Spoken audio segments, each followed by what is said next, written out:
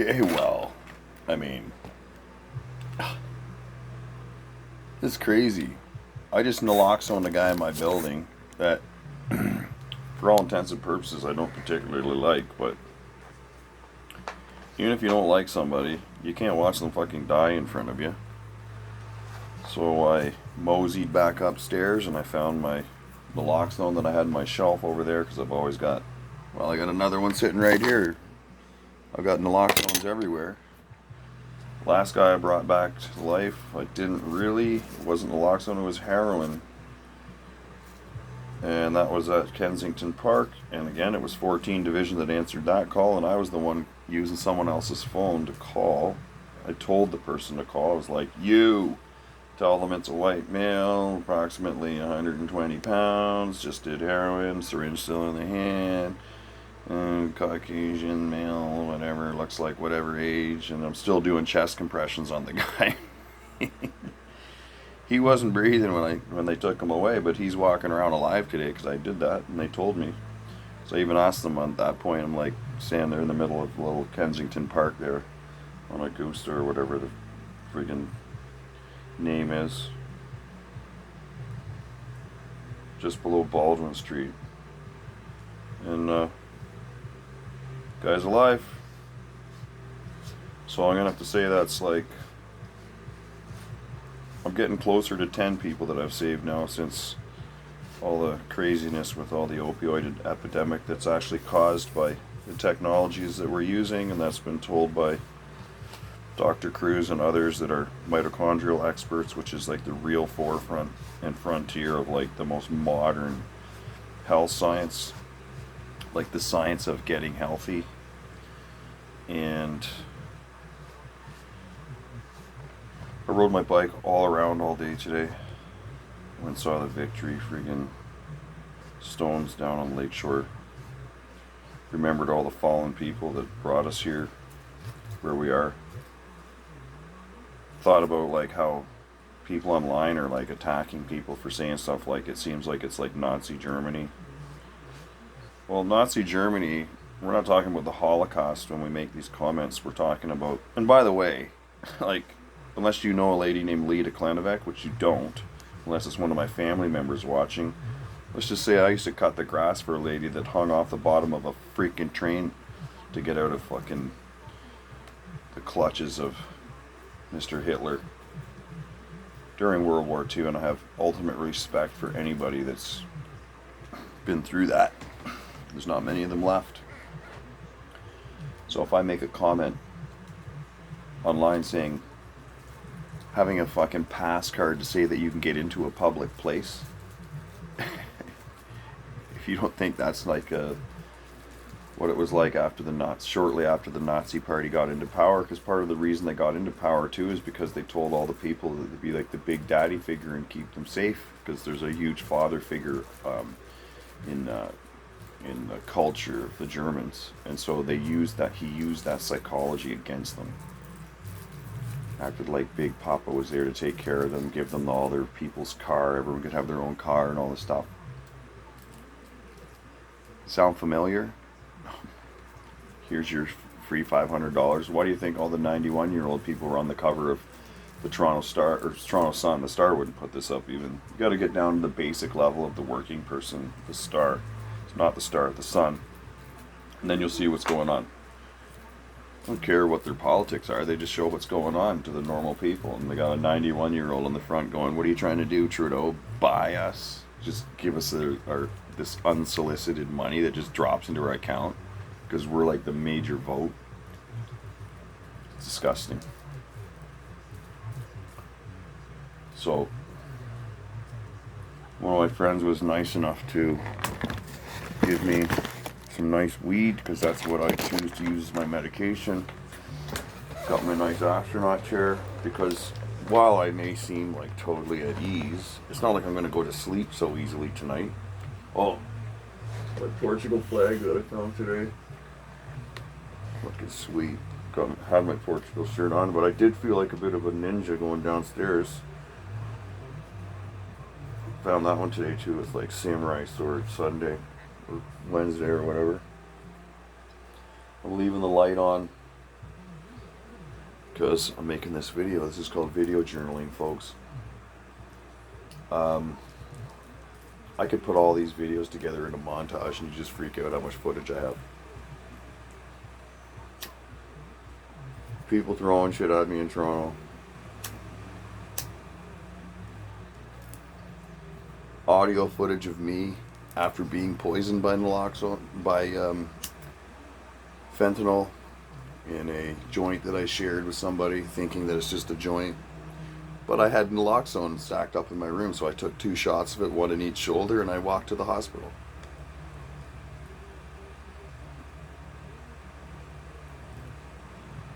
I was refused treatment. I was hung up on by 911 like 3 times. It's all on fucking audio. It's great.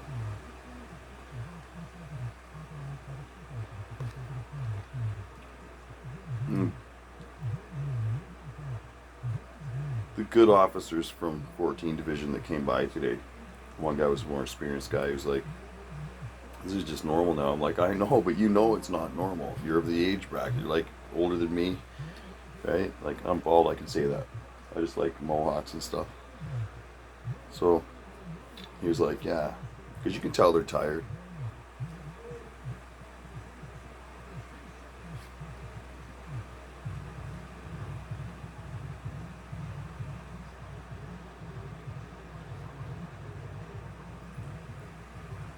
I do believe that the guy took a whole pile of stuff.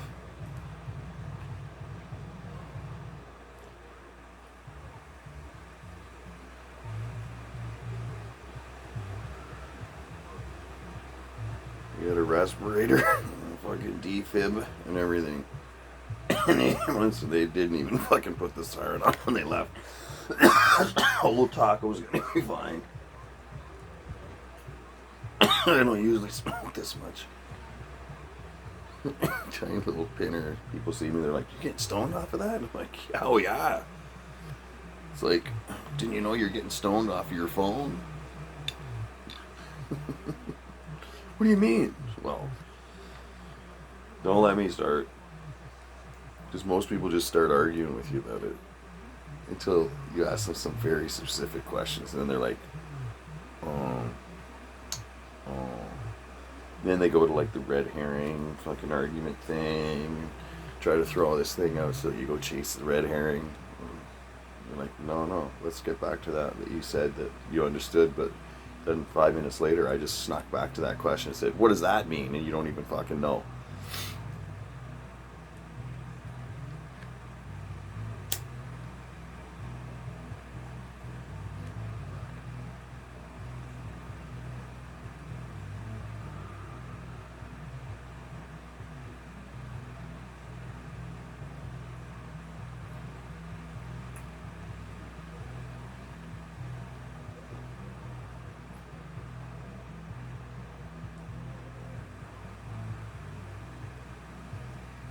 I'm going to take my newly found blender and I'm going to put that fat-free cottage cheese, the egg salad, egg and potato salad, and I'm going to put some diatomaceous earth in there, and I'm just going to be like, "Wah!" with a little bit of water.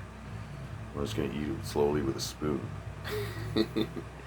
So much exercise I did today. I was like all over Toronto in one go. I just did a big, huge square around the outside, like all the way down Bathurst to Lakeshore, all the way across Lakeshore to like Yonge Street, all the way up Yonge Street, and then all the way across College, and then I kind of meandered around it a little bit, and then I went back down. I think I went down Robert this time, and then kind of meandered back to here to College and Spadina, basically, which is Harbour Village. And I didn't eat the whole time, set right at the end. Oh, and I stopped and I got waters and chicken chow mein and a beef chow mein from the street outreach near Oliver Jewelry. So if you go to Oliver Jewelry and you just peek around the corner off of Yonge Street, you'll see this little stand there all day in the afternoons, and people can get water and food if they're starving because they've been doing drugs for like 4 days and they can barely walk. They just come up and go. Oh. Some of them stand there and do what Taco was doing. They're like,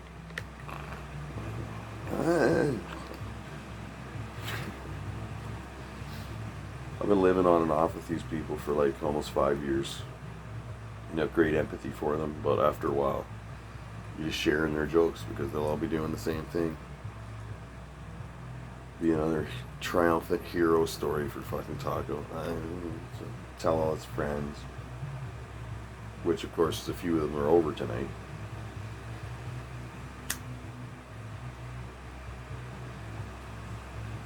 So if your family's quite well to do and they just feed you like $30 a day, you can get in a lot of trouble if you're mentally troubled like he is. Emotionally, mentally, physically too. It's a structural thing. Once you've fucked your brain up with that much combinations of stuff, it's just like you don't know who you are anymore.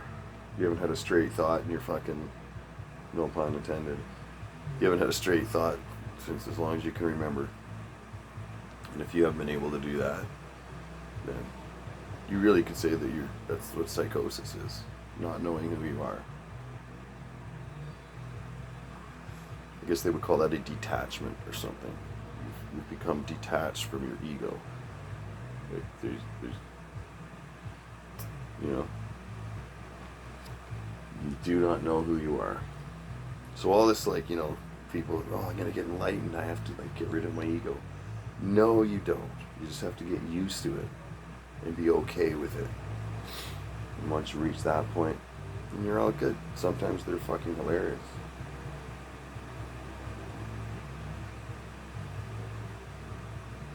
Every human creates its own ego. It's just all those little patterns that you do over and over. Some people purposely develop certain ones and then they realize too late that it wasn't a very good thing to do. Because then the machine just keeps going. It's like the story of the hare. If you watch this, remind me at some point to tell you guys here on Savage Games about the story of the hare, which my dad got. He told me that story so many times. And one day I got it.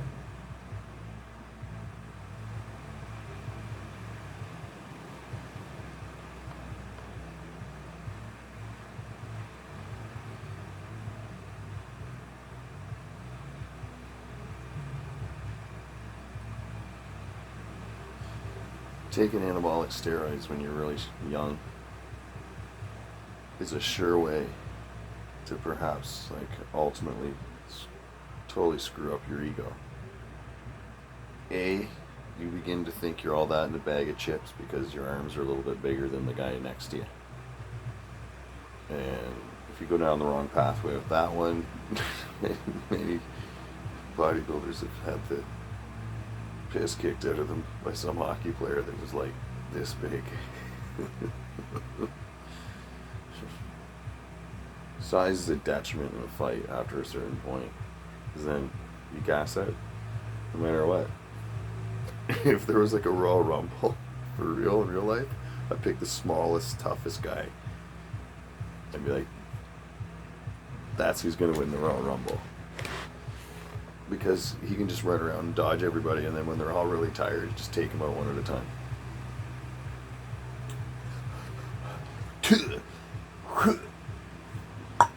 Done. Next, and fucking jump over that guy and jump off the top rope onto somebody else. We need to do that. Did Dana from UFC end up doing Fight Island? Like, that was the greatest idea, then I just forgot all about it, right? It's just like, totally forgot. If you haven't watched my videos, I'm going to say what I always say. This is video journaling, folks. I just happened to stick mine up online. I was showing this guy to my friend Davide. You've seen him online answering people's questions, and the one lady was so thankful because he told her a few things, and hey presto, she was like, wow, that guy's like so knowledgeable. I mean, chances are there's going to be certain people on this site, this savage space, that are going to make a lot of money legitimately because of their skills. And I already know a number of people that have clients lined up from this. You have to be personable, you have to know what you're talking about, you have to produce results. I will only recommend somebody that I actually know. I'll give someone a thumbs up for an answer or whatever, but if I don't know them, if I haven't really interacted with them and I haven't heard a bunch of like reviews and stuff, and I can't go on their LinkedIn and say, oh, Sarah Hemming said that, and John Coyne said that, and you can go look at my LinkedIn. I don't have that many people say anything. Never asked anybody, but I could go and fucking ask a whole slew of people for a recommendation. They'd be like, I'm not into that. But I do like people to know that I'm not going to recommend somebody just because it says they're an author and expert on Savage Gains, because I don't know any of them, except for a handful I'm getting to know. And at that point, I would say, yeah, this is a person that should go for this. But as soon as I see something about structural stuff or someone's form on an exercise or something, I just go, Davide. Because, well, there's a thread somewhere where everyone says, oh, list your credentials. And I was like, why don't you put all your credentials up? And it's like literally this long on the screen. Guys, Pollock in this, friggin' that's that, blah, blah, blah. There's every good life certificate there is. Every CanFit Pro certificate there is, because you have to, because it's good life. So it's like every CEC they ever did. And some of them are actually, like, CanFit is gradually getting better and better. Just any organization like that's that big will eventually get people come on board and be like, why are we teaching this, like, basic Bob stuff? Sorry, I can't tell you. That was an inside joke. If my friend Billy fucking watches this, he's gonna be like, yeah, you talking about me. That's right. I fucking love that guy.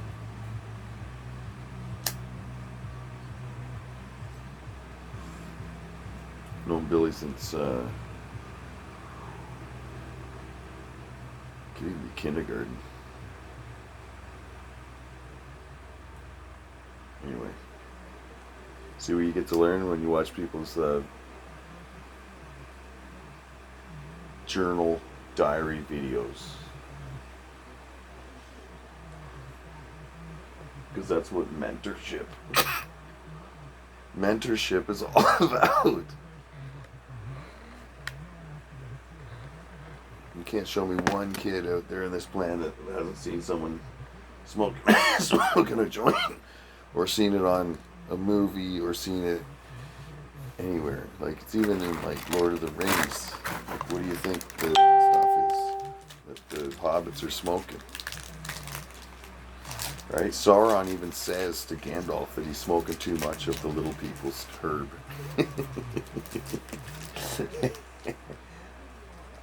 Your brain will become out of Gandalf.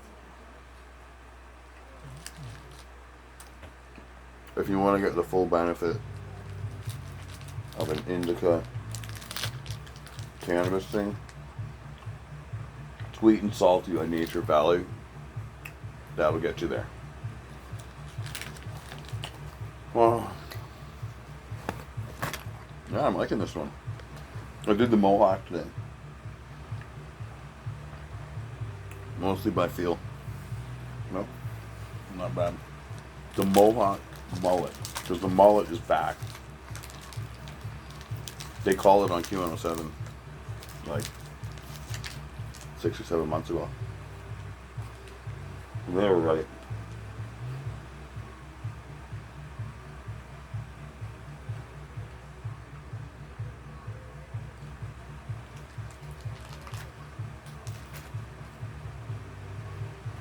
Why is it bad that I'm eating this right now? Oh, because I've got fake light blasting down on me. And so when that goes through your eyeballs, it tells your mitochondria that there's light outside. And then it switches energy pathways from, like, the darkness one to the light one. You can look at it like that. It's like 4 main pathways. Cytochrome C is the main one.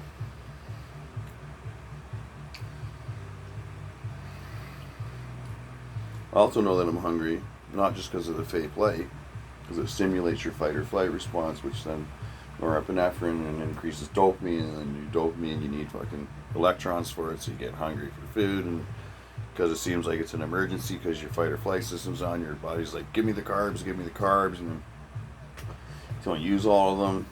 Part of it gets stored, and then you get fatter and fatter, and then you're wondering why, and you get upset about it, and your fight or flight system goes on even more, and then you just start eating more stuff, and then you get fatter and fatter.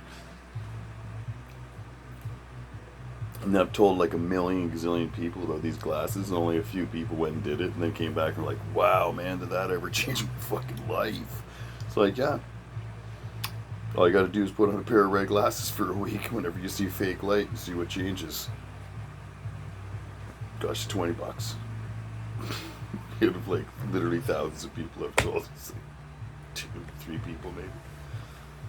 The one couple, between the two of them, they lost like 80 freaking pounds in like a couple of months. And they're only like 5'4", really small people. And in their 80s, almost in their 80s. So, now it's just the glasses. Bad, good. Bad, good. No lenses, fake light, bad. Fake light lenses, good. You almost got to dumb it down that much for some people now, folks. So if you're still watching this, you might have a little more dopamine than most, or you're low dopamine and you're like trying to find something that you can pick at in the comments below. And I asked you, like, absolutely throw some comments below.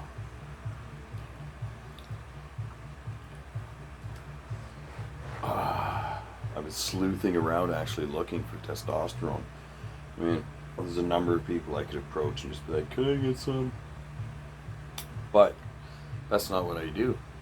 I know a reputable person online, not a steroid dealer, just someone that would provide me with a link, and I know it. He's a professional in the world of fitness, powerlifting, and bodybuilding that a ton of people know, like millions potentially, I'd say. And this individual posts stuff even on Quora for like sources of PEDs. And it's okay to discuss this stuff in videos and in threads, but just don't be saying I got some for sale. Don't be just coming on here and like, you know, spamming people's inboxes and stuff or whatever, right? And don't be putting them in your comments on everyone's threads when we can see that it's just like the only reason you made the comment with your canned answers is so that you could insert that thing about your whatever your group's called and how awesome they're doing, and there's never any pictures much of stuff, but every once in a while there's like this box of clenbuterol that says, yeah, it got here in 4 days, and it's like on your Facebook page. Like, just go and read the rules and regulations. Anyway, I think that's enough talking. I just had to get talking out, and that's what a lot of people don't do. They just sit around with stuff bottled up. And the most modern science for psychology says talking out loud to yourself and doing this kind of stuff is like the most healthy thing psychologically that you can do. So pull out your video cameras and start making fucking video journals. That's like Coach Fusion rule number 1. If you can't make a video thing and say, this is what I'm going to do in my transformation, and this is what I'm going to eat, and here's what I'm going to do with Coach Fusion and whatever, because that's what I call myself for the coaching part, right? If you can't make a video like that, that's only for you to see and for your coach, because if you don't trust your coach that you can't send them some pictures in your freaking, you know, workout top and a pair of shorts or whatever it is you choose to wear so that you can do your pictures, because most people don't even get to that stage. You're like, oh, they even give you money. They'd be like, oh, here's the $500 up front or whatever it is. And then you never hear from them again. You're like chasing them around. I don't do that anymore. I just, like, this is how much it is up front. And if you don't follow the program, I can't force you to, but you're not getting your money back. Like, nobody in their right mind does that. And actually, none of them ever do ask for it, but they just don't. It's just like, and they've done this like how many times? Because you asked them that too at the beginning. Like, so how many people have you seen? Oh, it's almost like the bragging rights list, and they're just there just to get another name added to it so they go to the next place, tell their sob story. Literally. Getting back to the ego. The egoic sob story. My dad even made up a bird for it. It's called the poor me bird. It usually like sits on some fucking wire somewhere wherever it can see it. It's like, poor me! Poor me!